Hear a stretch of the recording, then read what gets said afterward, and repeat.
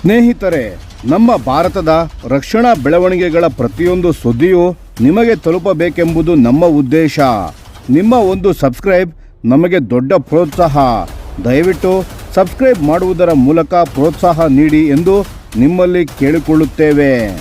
ನಮಸ್ಕಾರ ಗೆಳೆಯರೇ, ದೇಶ ಪ್ರೇಮಿಗಳೇ, ನಮ್ಮ ಕನ್ನಡ ಡಿಫೆನ್ಸ್ ನ್ಯೂಸ್ ಯೂಟ್ಯೂಬ್ ಚಾನಲ್ಗೆ ಸ್ವಾಗತ ನಿಮಗೆ.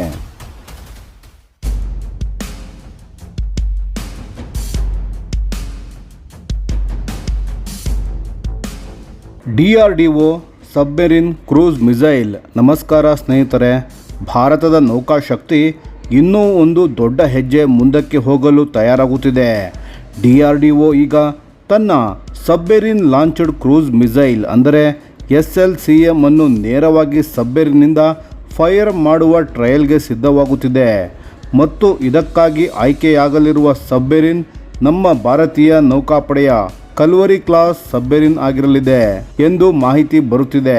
ಹಾಗಾದರೆ ಇದು ಯಾಕೆ ಮುಖ್ಯ, ಏನೆಲ್ಲ ಆಗುತ್ತಿದೆ, ಎಲ್ಲ ಡೀಟೇಲ್ ಆಗಿ ನೋಡೋಣ ಬನ್ನಿ.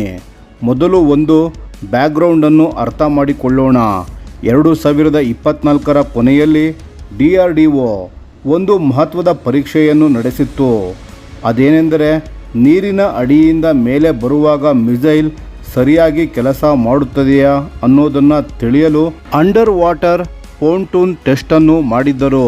ಅಂದರೆ ನೀರಿನ ಒಳಗಿಂದ ಮೇಲೆ ಬಂದು ಇಂಜಿನ್ ಸ್ಟಾರ್ಟ್ ಆಗಿ ಮಿಸೈಲ್ ಹಾರಿ ಹೋಗಬೇಕು. ಈ ಪ್ರಕ್ರಿಯೆಗೆ under water to air transition ಅಂತ ಹೇಳುತ್ತಾರೆ. ಈ ಟೆಸ್ಟ್ ಯಶಸ್ವಿಯಾಗಿದೆ, ಅಂದರೆ ಮೊದಲ ಹೆಜ್ಜೆ ಸಕ್ಸಸ್ಫುಲ್ ಆಯಿತು ಅನ್ನಿ. ಈಗ ಮುಂದಿನ ಹಂತ ಏನು ಅಂದರೆ ಅದೇ ಮಿಸೈಲನ್ನು ನೇರವಾಗಿ ಒಂದು ನಿಜವಾದ ಸಬ್ಮೆರಿನ್ ಟಾರ್ಪೆಡೋ ಟ್ಯೂಬ್ನಿಂದ ಹಾರಿಸಿ ನೋಡುವುದು. ಅದು ಕೇಳಲು ಸಿಂಪಲ್ ಆಗಿ ಅನಿಸಬಹುದು, ಆದರೆ ಇಲ್ಲಿ ಬಹಳ ಸಂಕೀರ್ಣವಾದ ತಾಂತ್ರಿಕ ಸವಾಲುಗಳಿವೆ. ಮಿಸೈಲ್ ಸಬ್ಮೆರಿನ್ನ ಫೈರ್ ಕಂಟ್ರೋಲ್ ಸಿಸ್ಟಮ್ ಜೊತೆ ಸರಿಯಾಗಿ ಕಮ್ಯುನಿಕೇಟ್ ಆಗಬೇಕು. ಲಾಂಚ್ ಆಗುವ ಸಂದರ್ಭದಲ್ಲಿ ಯಾವ ರೀತಿಯ ಪ್ರೆಷರ್, ವೈಬ್ರೇಷನ್ ಮತ್ತು ಡೈನಾಮಿಕ್ಸ್ ಇರುತ್ತೋ ಅವೆಲ್ಲ ರಿಯಲ್ ಕಂಡೀಷನ್ನಲ್ಲಿ ಸರಿಯಾಗಿ ಕೆಲಸ ಮಾಡಬೇಕು. ಇದನ್ನು ವ್ಯಾಲಿಡೇಟ್ ಮಾಡುವುದೇ ಈ ಮುಂದಿನ ಟ್ರಯಲ್ನ ಮುಖ್ಯ ಉದ್ದೇಶ. ಈಗ ತಾಂತ್ರಿಕ ವಿಷಯಗಳ ಬಗ್ಗೆ ಮಾತನಾಡೋಣ. ಈ SLCM ಅನ್ನು ವಿಶೇಷವಾಗಿ ಸಬ್ಮೆರಿನ್ಗಾಗಿ ಡಿಸೈನ್ ಮಾಡಲಾಗಿದೆ. ಅದಕ್ಕಾಗಿ ಇದನ್ನು ತುಂಬ ಕಾಂಪ್ಯಾಕ್ಟ್ ಮತ್ತು ಲೈಟ್ ವೇಟ್ ಆಗಿ ಮಾಡಿದ್ದಾರೆ. ನೆಲದ ಮೇಲಿಂದ ಹಾರಿಸುವ ವರ್ಷನ್ ಸುಮಾರು 1500 kg ತೂಗುತ್ತದೆ. ಆದರೆ ಈ ಸಬ್ಮೆರಿನ್ ವರ್ಷನ್ ಕೇವಲ 975 ಕಿಲೋಗ್ರಾಂ ಮಾತ್ರ, ಅಂದರೆ ಸುಮಾರು 500 ಕಿಲೋಗ್ರಾಂ ತೂಕ ಕಡಿಮೆ ಮಾಡಿದ್ದಾರೆ. ಮತ್ತು ಇದರ ಗಾತ್ರ ಕಲ್ವರಿ ಕ್ಲಾಸ್ ಸಬ್ಮೆರಿನ್ನ ಸ್ಟ್ಯಾಂಡರ್ಡ್ 533 mm ಟಾರ್ಪೆಡೋ ಟ್ಯೂಬ್ಗೆ ಹೊಂದುವ ರೀತಿಯಲ್ಲಿ ತಯಾರು ಮಾಡಿದ್ದಾರೆ. ಅಂದರೆ ಸಬ್ಮೆರಿನ್ಗೆ ಯಾವುದೇ ಹೆಚ್ಚುವರಿ ಮಾರ್ಪಾಡು ಮಾಡದೆಯೇ ಈ ಮಿಸೈಲ್ ಬಳಸಬಹುದು ಅನ್ನಿ. ರೇಂಜ್ನ ವಿಷಯಕ್ಕೆ ಬಂದರೆ ಈ ಮಿಸೈಲ್ ಈಗ 500 ಕಿಲೋಮೀಟರ್ ದೂರದ ಗುರಿಯನ್ನು ಹೊಡೆಯಬಲ್ಲದು ಮತ್ತು ಭವಿಷ್ಯದಲ್ಲಿ ಅಪ್ಗ್ರೇಡ್ ಆದ ತರುವಾಯ ಇದು 800 ಕಿಲೋಮೀಟರ್ವರೆಗೂ ಹೋಗಬಹುದು ಎಂದು ಹೇಳಲಾಗುತ್ತಿದೆ. ಇದರ ಅರ್ಥ ಏನೆಂದರೆ ನಮ್ಮ ಸಬ್ಮೆರಿನ್ ಸಮುದ್ರದ ಆಳದಲ್ಲಿ ಅಡಗಿ ಕುಳಿತು ಯಾರಿಗೂ ಗೊತ್ತಾಗದೆ ನೂರಾರು ಕಿಲೋಮೀಟರ್ ದೂರದ ಭೂ ಅಥವಾ ಸಮುದ್ರ ಗುರಿಗಳ ಮೇಲೆ ನಿಖರ ದಾಳಿ ಮಾಡಬಲ್ಲದು. ಇದು ಭಾರತದ ಸಮುದ್ರ ಶಕ್ತಿಗೆ ಅದ್ಭುತ ಸೇರ್ಪಡೆ. ಇನ್ನು ಮುಂದಿನ ಯೋಜನೆ ಏನು ಅಂದರೆ ಈ ವರ್ಷ ಇನ್ನೂ ಕೆಲವು ಪೊಂಟೂನ್ ಟೆಸ್ಟ್ಗಳು ನಡೆಯಲಿವೆ. ಅದರ ಮೂಲಕ ಲಾಂಚ್ ಪ್ಯಾರಾಮೀಟರ್ಸ್ ಮತ್ತು ಸಿಸ್ಟಮ್ ರಿಲಯಬಿಲಿಟಿ ಇನ್ನಷ್ಟು ಸುಧಾರಿಸಲಾಗುತ್ತದೆ.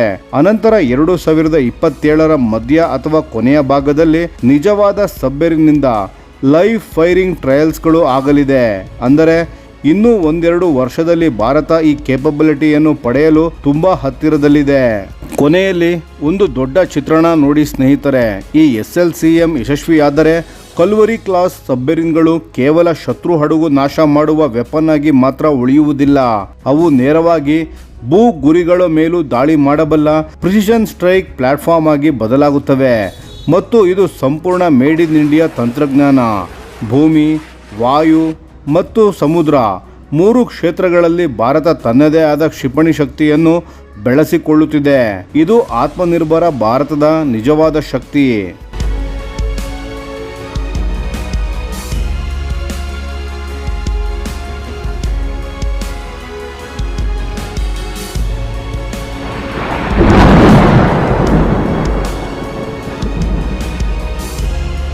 ಈ ವಿಡಿಯೋ ನಿಮಗೆ ಇಷ್ಟವಾಗಿದ್ದರೆ ಲೈಕ್ ಮಾಡಿ ಮತ್ತು ನಮ್ಮ ಚಾನೆಲನ್ನು ಸಬ್ಸ್ಕ್ರೈಬ್ ಮಾಡಿ ಹಾಗೂ ಬೆಲ್ ಐಕಾನ್ ಒತ್ತಿ.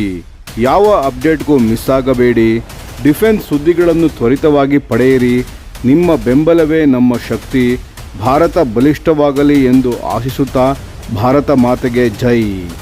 ಧನ್ಯವಾದಗಳು.